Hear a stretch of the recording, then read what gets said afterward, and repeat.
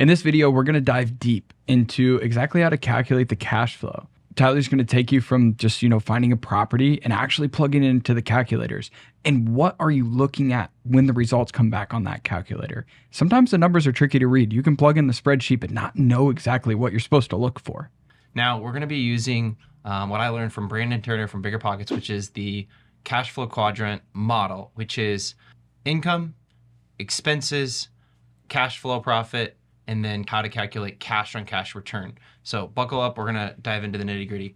So what we're actually gonna do in this video is go over a real life example. I think it's one thing to talk about abstracts. It's a completely other thing to look at an actual example. So I'm gonna go ahead and pull up two different resources. One is our calculators, our Roots proprietary calculators. So normally these 4 property calculators that we made is $10, but for you guys, we're actually gonna give it to you as part of the entire investor course so you can get started in analyzing properties.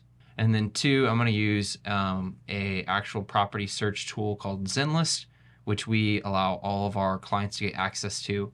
Hopefully your agent has access to Zenlist, but if not, Zillow can probably get the job done. So I'm gonna pull up my cash flow model. Voila. So on this side, we have year 1. What does the actual year 1 look like in terms of numbers and return? And then projected year 5. We always want to be thinking long term. So what does it look like by the 5th year? Now, we're going to go ahead and look at properties. So I have all single family properties for Indianapolis pulled up here. But I'm going to zoom in on an area that I mentioned in one of my videos on the submarkets of Indianapolis, and that is Bean Creek. So let me just select a property here, and sure, why not?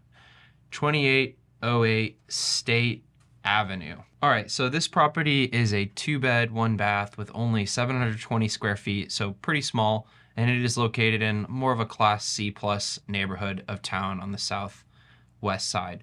So if I look through it, it is quite turnkey, right? You don't need to go in and redo the kitchen or put in new flooring. It's completely turnkey. You could rent it out the first month you own it. But what we're gonna do is we're gonna start analyzing it. So I'm gonna take the address just so we know what property it is, put it here. And first things first, we're gonna put in the purchase price, which should be easy enough. Now, if you think you can get it way under ask, maybe you write in a lower number, but for this, we're gonna just do the actual asking price, which is about $150,000. Now for closing costs in Indianapolis, it's around 1.5% to 2% of purchase price. We are one of the cheapest states to close on a property, so I'm not sure what it is like in your state, but I bet it's around 2% to 1.5%. And then you're gonna go ahead and put in how much down you're putting. If you're buying this property in cash, you're just high rolling, you could put 100% here if you want. My gut feeling is you probably aren't. Most investment property loans start at 20% down. So we're going to assume someone is buying this with 20% down. It's quite rare for a lender to let you buy an investment property with less than 20% down. I've sometimes seen 15, but usually around 20. All right, interest rate. Now, if you want to know what the current interest rate is, you can ask your local lender, number 1, or you could do a quick Google search and probably quickly find out what market interest rates are. Now, keep in mind, you're buying an investment property. The interest rate is usually about 1 percentage point higher than for an owner-occupant property. So your interest rate could be a little higher than what Google says, basically. We're going to assume that the interest rate you're getting is 7% for the purposes of this analysis. We're going to do a 30-year fixed loan. This is the most common loan that lenders hand out in the United States. Now, for income, this is where we really have to use some of those analysis tools. So to find out the income, we're going to use 3 different sources. The first is your realtor and property manager. You're going to call them or text them and say, hey, what would this rent for? And then you're going to see what they say. But you're also going to do some of your own due diligence. So the first tool that we are going to use is rentometer.com. Pay the $80 to get the pro account. It's worth it, I promise. And then you're going to go ahead and put in the address. Make sure it pulls up the Google suggested address. Otherwise, it won't pick up the data. All right, and then we're gonna put in the beds and bath, which is 2 beds, 1 bath. And I always select house and duplex here, and I usually always select 12 months back for comps. And the radius, meaning how far around it's looking for comps, I do smart radius. I like what Rentometer does there. I don't mess around with minimum price or minimum square footage. And then you press analyze, and boom, this is giving you a plus or minus, let's call it 20% accurate feel for what the rent could be with the median here. Now, this is looking in the rear view, so this is looking for leased properties. They could have leased out 15 months ago for all you know. So as your city accelerates in rent, it could be higher. And if you're renovating the property, it will most definitely be higher, likely. I usually like to say, look between the median and the 75th percentile. Now, what you actually want to do is dig into the comps. So pay the extra 80 bucks, invest in yourself, pay the 80 bucks to get the pro report. That's what allows you to get access to this, is to pay, do the paid Rentometer, and then go in. And what I do is I highlight these comps, and then I will go look at the pictures using the old Zillow photos or even just the Google photo from Street View if I have to. Now, right off the bat, it looks like it pulled some comps from the surrounding neighborhood. Now I'm kind of wondering, across the interstate, will that be the same rental capacity? This could be a totally different neighborhood. In fact, it does have a different name over here. So I'm kind of wondering about that. Now the first comp is comp A, which is rented for $795 as a 2-bed 1-bath house. Now, I think it's important to actually show you how to analyze this comp. So I would put it into Google. Boom, I have a Zillow property page right here. And this property is in modest condition. Now, is this similar to the one we are analyzing? That's what you're thinking about. Well, it's the same bedrooms and bathrooms, but it's a little larger. So that's in favor of this property. But it's not nearly as updated. Our property is turnkey, stainless steel, bright white, shiny.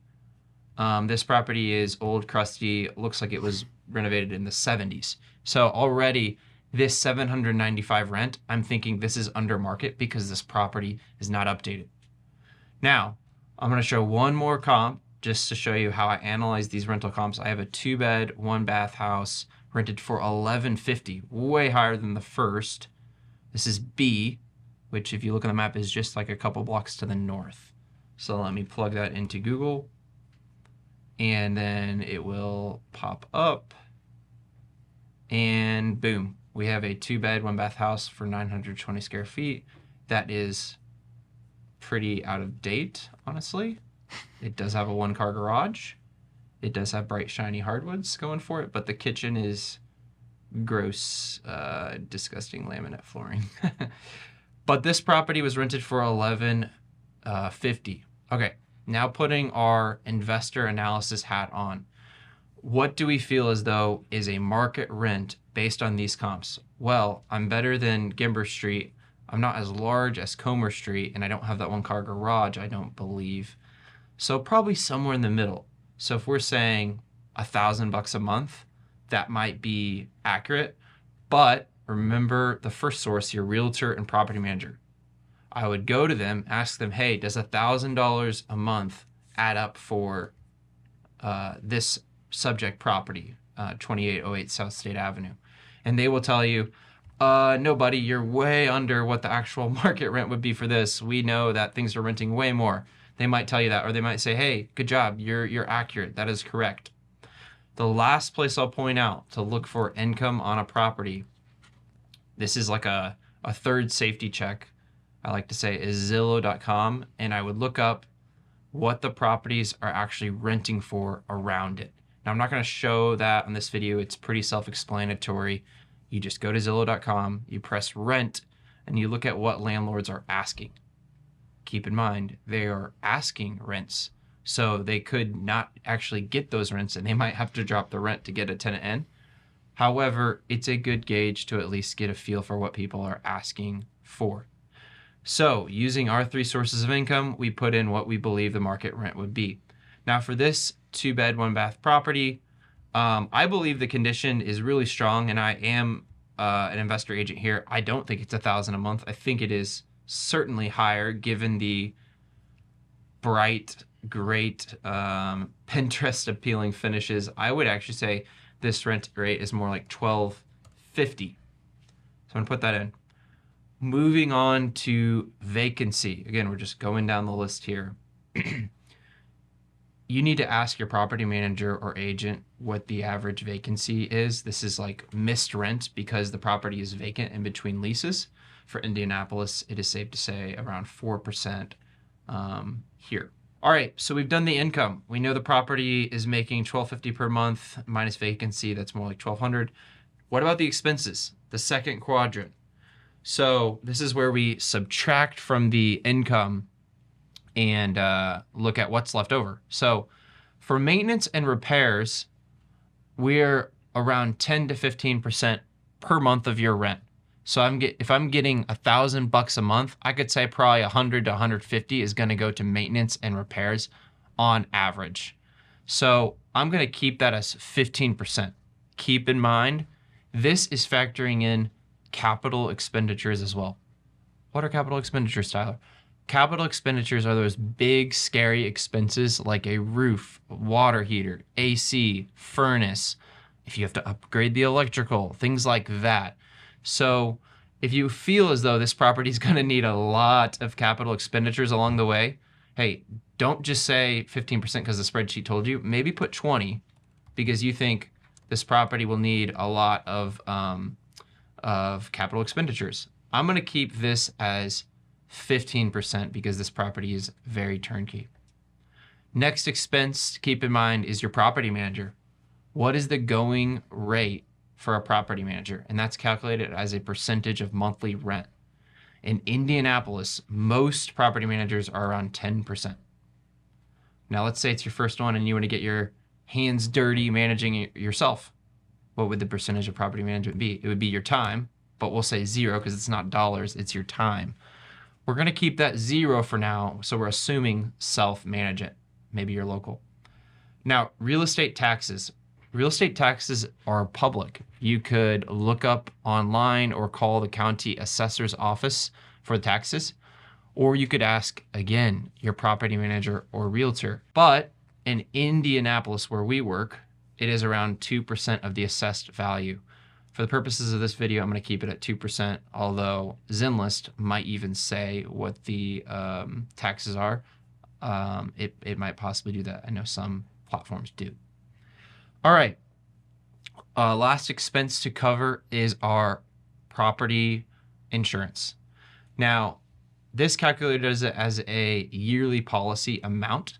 Now, this is going to be a gross generalization, but most insurance policies for a yearly premium cost between $1,000 to $3,000 a year. Now, if you're buying a huge mansion, it could be way higher. However, one way to figure out what that could be is A, ask your realtor or property manager, or B, reach out to an insurance agent. I'm sure you can find a local insurance agent that could give you a back of the napkin quote. Now, for this property, it's a 2-bed, 1-bath, 720 square feet. The yearly premium is calculated based on the rebuild cost. What if it burns down or it's hit by a tornado? Well, that's what determines the premium. So this would not cost a whole lot to rebuild because it's a pretty small house. It's quite tiny. So we're going to say that the yearly premium is $1,200. Again, this is an estimate that could not be accurate. This is just an estimate for the purposes of the analysis.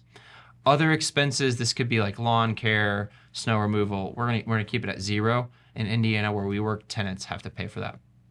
All right, high level. Now we're seeing that we're making net income of $1,200, subtracting our monthly expenses for operating the property, which is $537. We did have our loan costs, which was $813. Let's see if this property cash flows. And voila, in this scenario, this property is making negative $150 a month. So this property would lose money every month if you only rented it for $1,250. So would this be a good investment? I would say no. This would not be a good investment. You would have to pay $150 every month just to continue to operate this rental. But let's play with one quick scenario. What if the interest rate was only 5%? Does it cash flow? It does. It's positive cash flow. What if, in addition to 5%, your rent rate was the 1% rule, which is the rent is equal to 1% of the purchase price? That's a common back of the napkin tool for analyzing properties. So let's say the income was $1,500. All of a sudden, now we're making some serious money. We're going to be netting $200 a month with this investment property every month, which is a 7.8 cash on cash return. So this would be like a triple, not quite a home run. This would be like a triple. This would be a good property. Now, last thing I'm going to mention about this calculator is what this number is down here. The ROI return is really the 5-year total ROI on this property, which includes all the ways this rental makes money outside of cash flow. This number actually includes the cash flow too, though. So what do I mean? I mean, the tenant is paying down your mortgage amount every month. So equity gain through the tenant and paying that. Appreciation, and I put 3.5 every year as an expected depreciation. Tax benefit, so you get to deduct certain expenses as a real estate owner. You get some depreciation gain. And then inflation hedging. So all of those ways your rental is making money outside of cash flow. If I add in the cash flow, we're making in 5 years 52% on our initial capital invested. Now, in 5 years, it will be making even more money. It will be making $311 per month at a 11.6 cash on cash return. So if the interest rate was 5% and if the income was $1,500, this would be a fantastic investment property. Now, to zoom out a little bit, we went deep into the spreadsheet. Should you buy the property if it was neutral cash flow? Many people would say, no, you need to be 7% cash on cash return. You need to be 8+% cash on cash return.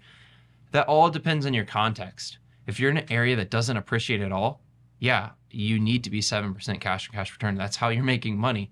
If you're in an area that is highly appreciating, which Indianapolis is, making 3 to 10% a year with appreciation, you don't need that cash flow as much because you're going to make a lot of it on the back end through appreciation. So I would say that what is the needed cash on cash return? That's a question I get all the time. It depends. It depends on what appetite you have for cash flow versus appreciation and what your long-term goals are. For me personally, my long-term goal is generational wealth through long-term holds. So my cash on cash return is not nearly as important as my total, this number, my total ROI. And not investing in real estate is a 0% ROI. So something is certainly better than nothing. Man, that was super insightful. Tyler just completely took it from ground zero on how to exactly analyze properties. I think for anybody in any market, they can use that resource to just continue down the system that we've been talking about the whole time, right? You bring your leads in, and what you were trying to do with your leads, and as you're looking at the market, is dequalify properties, get them out of the way, block them on Zillow, and bring in the ones that actually meet your goals, get them over to your agent and write offers. And that is going to be the product of success to get you out of analysis paralysis and to keep moving the needle closer to owning your first property.